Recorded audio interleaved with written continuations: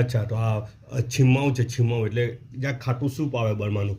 છીમાવ એટલે આપણે ખાટી ભાજી કહીએ ને, ખાટી ભાજીમાંથી બનાવે, જેને કે અછીહી, તેમાંથી બનાવેલું સૂપ એટલે તેને કે અછીહી. ખાટી તરકારી. અછી એટલે ખાટું ને હી એટલે તરકારી, હે ને. અચ્છા, ચાલો વાત તે નથી હમણાં, આપણે વાત તો બીજી કરવાની છે. જે 7 વાગ્યાનું મેં કીધેલું હતું ને કે આપણે ઇનામનું એ મૂકું, પ્રાઇઝ કોન્ટેસ્ટ મૂકવાના છે, એક સવાલ મૂકવાના છે. અચ્છા, તે સવાલ મૂકવાનો ટાઈમ થઈ ગયો આપણો, બરાબર.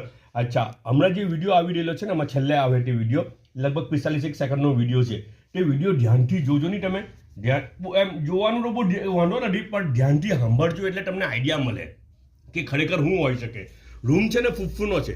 એ રૂમ જે છે તે જે રૂમમાંથી અવાજ આવી રહેલો છે ને, શોર બકોર ને રમખાણ જે રૂમમાં છે ને, તે રૂમ ફૂફૂનો છે.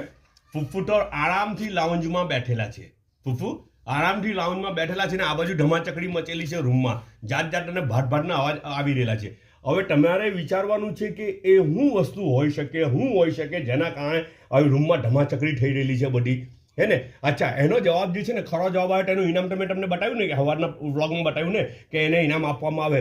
જે પહેલો ખરો જવાબ 10 પહેલા ખરા જવાબ હોય ને, 10 પહેલા ખરા જવાબ, તે 10ને ચિઠ્ઠી ઉછાળવામાં આવે છે ને, તેમાંથી પછી એક નામ સિલેક્ટ કરવામાં આવે ને, તે પબ્લિક પાસે અમે સિલેક્ટ કરાવું, કસ્ટમર પાસે સિલેક્ટ કરાવું, આપણે જાતે જ સિલેક્ટ કરીએ. ચિઠ્ઠી કસ્ટમર ઉઠાવે, બરાબર, અને તેને ટેગ કરવામાં આવે ને એને ડિક્લેર કરવાનું. પછી તમારે એડ્રેસ મોકલવાનો. જે વિનર છે તેને પછી એડ્રેસ અમે એને કોન્ટેક્ટ કરવું, તો તે પછી ત્યારે એડ્રેસ મોકલજો, તો તે એડ્રેસ પર અમે એમનું ઇનામ ડિસ્પેચ કરી દઉં.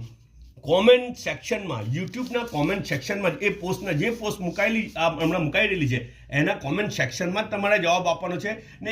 એક જ શબ્દમાં જવાબ આપવાનો છે યાર. ખાલી એક જ શબ્દ લખવાનો છે કે કઈ વસ્તુ છે જેના કારણે આ રમખાણ થયેલું છે.